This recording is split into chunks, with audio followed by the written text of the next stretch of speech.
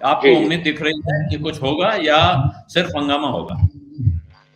नहीं नहीं, मैं बहुत इस मामले में बड़ा आश्वानित हूँ। देखिए, एक चीज इलेक्शन कमीशन ने बहुत दिन बाद, सर्वोच्च न्यायालय ने भी, सुप्रीम कोर्ट ने भी बहुत दिन बाद एक बहस को जन्म दे दिया है, और वो बहस बड़ी वाजिब बहस है।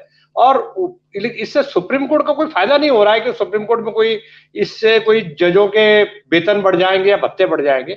सुप्रीम कोर्ट ने अगर कोई चिंता जाहिर की है तो इस देश की डेमोक्रेसी, इस देश की चुनावी जो प्रक्रिया है, चुनावी सुधार है, और उसकी प्रक्रिया को लेकर के उनकी चिंता बहुत वाजिब है, नंबर एक बात।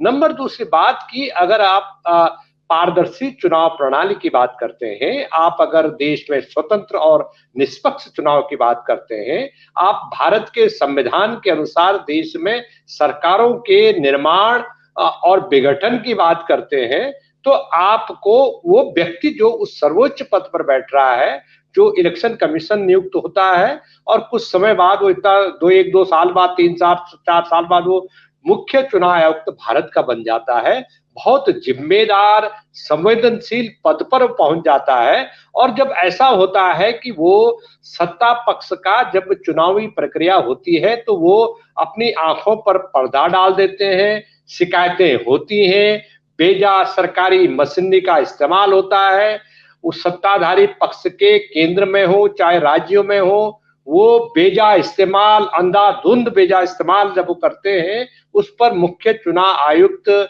या उनकी जो टीम है वो आंख बंद करके रह जाती है। उनको ये नहीं पता होता कि हिमाचल प्रदेश में भी इलेक्शन हो रहा है, उसके लिए एक छोटा सा पिद्दा सा राज्य है, और उस राज्य के लिए आप अलग से प्रेस कॉन्फ्रेंस कर रहे हैं।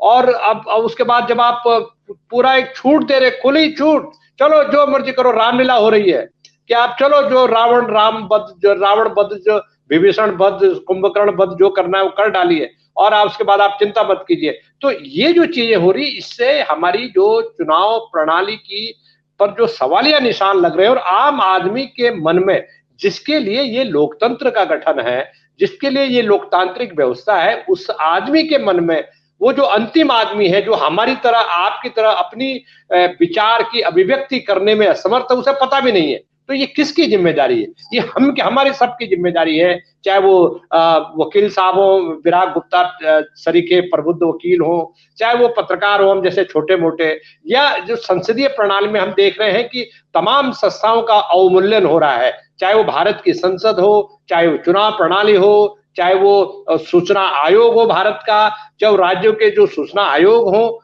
कहाँ कोई अच्छी खबर नहीं मिल रही है कि कहीं ग्रिल किया गया है, किसी अधिकारी को दंडित किया है राज्यों के चुनाव आयोग ने। और देखिए, केंद्र में जो राष्ट्रीय चुनाव आयोग है, national commission for information commission, क्या हालत है उसकी?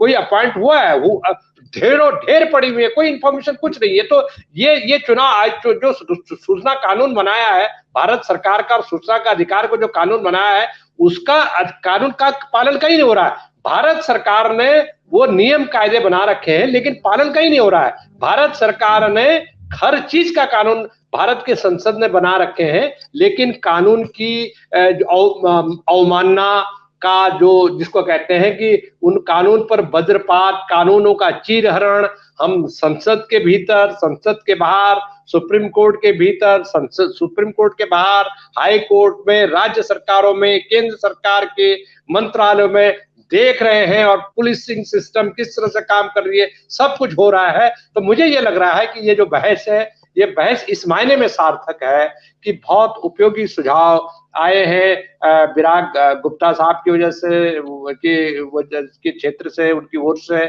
और शरद जी ने, आप सब लोगों ने जो सुझाव दिए बहुत उपयोगी है। मुझे लग रहा है कि बहस आपको जारी रखनी चाहिए। बहुत धन्यवाद। सत्य हिंदी का ऐप डाउनलोड करें गूगल प्ले स्टोर पर।